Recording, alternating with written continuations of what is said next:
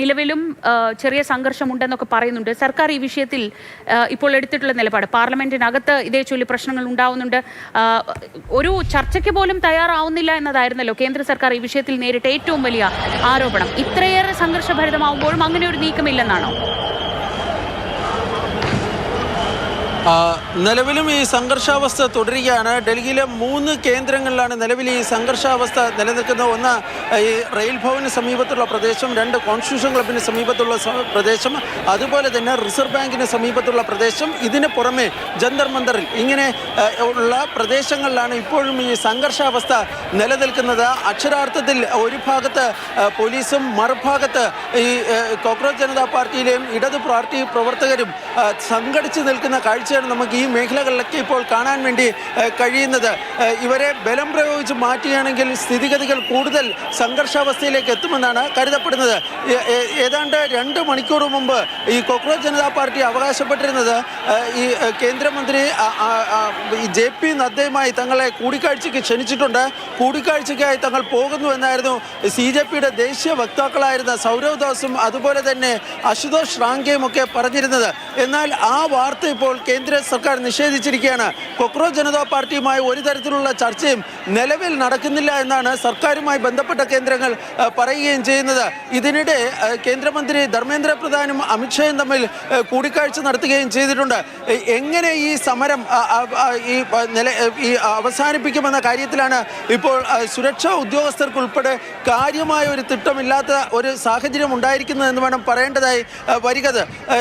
ഡൽഹിയിലെ ചരിത്രം നോക്കുകയാണെങ്കിൽ 2013 സമാനമായ തോതിൽ പാർലമെന്റിന് സമീപത്ത് ഇത്ര അടുത്ത് ഇതുപോലുള്ള ഒരു പ്രതിഷേധ സമരം അരങ്ങേറുന്നത്. അന്ന് ശ്രീജയ്ക്ക് അറിയാം, നിർഭയ കേസുമായി ബന്ധപ്പെട്ട് നിർഭയയുടെ കൂട്ടബലാത്സംഗത്തിന് തൊട്ടു പിന്നാലെ വലിയ ഒരു ജനരോക്ഷമായിരുന്നു അന്ന് അണപൊട്ടി ഒഴുകിയിരുന്നത്. അന്നും സമാനമായ രീതിയിൽ പാർലമെന്റിന് സമീപത്ത് വലിയ തോതിലുള്ള പ്രതിഷേധങ്ങൾ അരങ്ങേറിയിരുന്നു. അതിന് സമാനമായ തോതിൽ, അത്രത്തോളം ഇല്ല എന്ന് നമുക്ക് പറയാൻ വേണ്ടി കഴിയില്ല, എന്നാൽ അതിനും സമാനമായ തോതിലുള്ള പ്രതിഷേധ സമരങ്ങൾക്കാണ് കഴിഞ്ഞ 2 മണിക്കൂറായി ഡൽഹിയിലെ പാർലമെന്റിന് സമീപത്തുള്ള പ്രദേശങ്ങളിൽ പലതും ഇപ്പോൾ വേദിയായി കൊണ്ടിരിക്കുന്നത്. പോലീസ് കണ്ണീർവാതകം പ്രയോഗിക്കുന്നുണ്ട്, പക്ഷേ പ്രതിഷേധക്കാരെ പിരിച്ചുവിടാൻ മാത്രം പോലീസിന് സാധിക്കുന്നില്ല എന്നതാണ് യാഥാർത്ഥ്യം.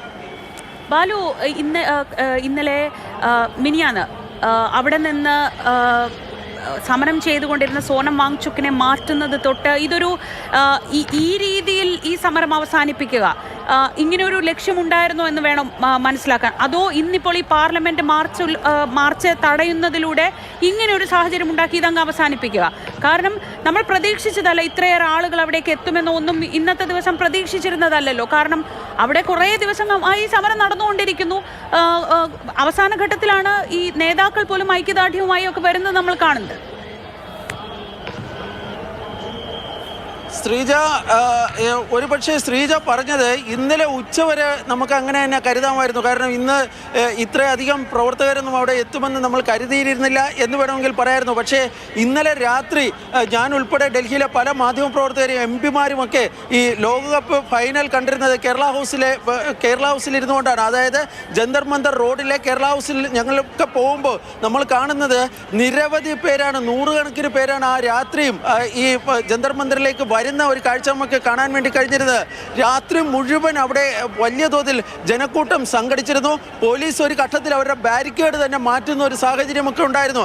ആ ഘട്ടം മുതലാണ് യഥാർത്ഥത്തിൽ ഇവിടെ ഒരു മൊബിലൈസേഷൻ, അതായത് ഇത്ര അധികം തോതിൽ ഇങ്ങനെ ഈ പ്രവർത്തകർ എത്തിച്ചേരുമെന്ന ഒരു കണക്കുകൂട്ടൽ പോലീസിന് പോലും ഉണ്ടായതെന്ന് വേണം കരുതേണ്ടത്.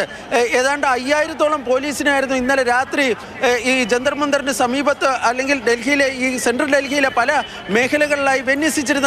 ഇതിനു പുറമെ കേന്ദ്രസേനാ വിഭാഗങ്ങളെയൊക്കെ വിന്യസിച്ചിരുന്നു. പക്ഷേ പോലീസിൻ്റെ എല്ലാ കണക്കുകൂട്ടലുകളും, സുരക്ഷാ ഏജൻസികളുടെയും ഇന്റലിജൻസ് ഏജൻസികളുടെയും ഒക്കെ എല്ലാ കണക്കുകൂട്ടലുകളും ലംഘിച്ചുകൊണ്ടുള്ള അല്ലെങ്കിൽ അതൊക്കെ തെറ്റിച്ചുകൊണ്ടുള്ള ഒരു ജനകുത്തൊഴുക്കായിരുന്നു ഇന്ന് പുലർച്ചെ മുഴുവൻ ഈ മഴയ്ക്കിടയിലും ഈ പ്രദേശങ്ങളിൽ നമുക്ക് കാണാൻ വേണ്ടി കഴിഞ്ഞത്. അത് ഒരു ഘട്ടത്തിൽ ഇങ്ങനെ അതായത് ആ ജനരോക്ഷം ഇങ്ങനെ പൊട്ടി ഒഴുകും എന്ന് വരെ നമുക്ക് പറയാം എന്നുള്ള തരത്തിലുള്ള പല കാഴ്ചകളും രാവിലെ കണ്ടിരുന്നു. കണ്ടിരുന്നു. അങ്ങനെയൊക്കെ കാണുമ്പോഴും നമ്മൾ കരുതിയിരുന്നത് വലിയ തോതിലുള്ള സുരക്ഷാ വിന്യാസമുണ്ട്, അതുകൊണ്ട് തന്നെ ഈ സമരം ജന്തർ മന്ദറിന് പുറത്തേക്ക് പോകില്ല എന്നതായിരുന്നു. പക്ഷേ അങ്ങനെയൊന്നുമല്ല. ഉച്ചയോടുകൂടി കാര്യങ്ങൾ മാറിയത്. ഒരു ചെറിയ കൂട്ടം ആൾക്കാരായിരുന്നു ആദ്യം ഈ റെയിൽ ഭവന് സമീപത്തേക്ക്, അതായത് പാർലമെന്റിന് സമീപത്തിലേക്ക് റെയ്സിന റോഡ് വഴി ഓടിയെത്തുന്ന ഒരു കാഴ്ച കണ്ടത്. അതിനുശേഷം നമ്മൾ കാണുന്ന കാഴ്ച എന്ന് പറഞ്ഞാൽ പല മേഖലകളിലായി, പല പ്രദേശങ്ങളിലായി ഡൽഹിയിലെ പാർലമെന്റിലേക്ക് എത്താവുന്ന പല വഴികളിലൂടെ ഇങ്ങനെ ഈ പ്രതിഷേധക്കാർ ഓടിയെത്തുന്ന കാഴ്ചകളൊക്കെയാണ് നമുക്ക് കാണാൻ വേണ്ടി കഴിഞ്ഞിരിക്കുന്നത്. ഏതായാലും നിലവിൽ ഈ പ്രതിഷേധക്കാരും പോലീസും നേർക്കുനേർ തമ്പടിച്ചിരിക്കുകയാണ്, മുഖാമുഖം നിൽക്കുകയാണ്. ഏത് തരത്തിൽ വേണമെങ്കിലും ഈ സംഘർഷം മുന്നോട്ട് പോകാം. അത് ഈ ഒരു ഘട്ടത്തിലൊക്കെ ഈ ചർച്ചകളൊക്കെ നടക്കുന്നുവെന്ന വാർത്തകൾ പുറത്തു വന്നിരുന്നു. പക്ഷേ ഇപ്പോൾ ആ വാർത്തകൾ കേന്ദ്ര സർക്കാർ നിഷേധിച്ചിരിക്കുകയാണ്. അതുകൊണ്ട് തന്നെ ഈ സമരം ഇനി എങ്ങനെ മുന്നോട്ട് പോകുമെന്നതാണ് ഏറ്റവും പ്രധാനപ്പെട്ട കാര്യം. ബാലഗോപാലാണ് വിവരങ്ങൾ നൽകിയത്. അതിനിടെ ഇപ്പോൾ വളരെ നിർണായകമായ മറ്റൊരു കൂടിക്കാഴ്ച നടക്കുന്നതിന്റെ വിവരങ്ങൾ കൂടി വരുന്നു. വിദ്യാഭ്യാസ മന്ത്രി ധർമ്മേന്ദ്ര പ്രധാൻ ആഭ്യന്തരമന്ത്രി അമിത് ഷായെ കണ്ടു എന്നൊരു വിവരം കൂടി പുറത്തു വരുന്നുണ്ട്. ഈ സംഘർഷഭരിതമായ സാഹചര്യം നേരത്തെ ബാലു സൂചിപ്പിച്ചതുപോലെ തന്നെ 2013 ശേഷം ഇതാദ്യമായാണ് പാർലമെന്റിന് സമീപം ഇങ്ങനെയൊരു പ്രതിഷേധം, പാർലമെന്റിന്റെ തൊട്ടടുത്ത് വരെ ഇങ്ങനെയൊരു പ്രതിഷേധ സമരം എത്തുന്നത് എത്രയോ കാലങ്ങൾക്ക് ശേഷമാണ്. ഒരുപക്ഷെ പോലീസ് പോലും കരുതിയിട്ടില്ല ഇങ്ങനെ ഈ രീതിയിലേക്ക് അവിടെ ആളുകൾ എത്തുമെന്നും ഇങ്ങനെ ഒരു രീതിയിലേക്ക് ഈ സമരം പോകുമെന്നും ആരും കരുതിയതല്ല. ഇപ്പോൾ പാർലമെന്റിന്റെ എല്ലാ കവാടങ്ങളും അടച്ചിരിക്കുന്നു.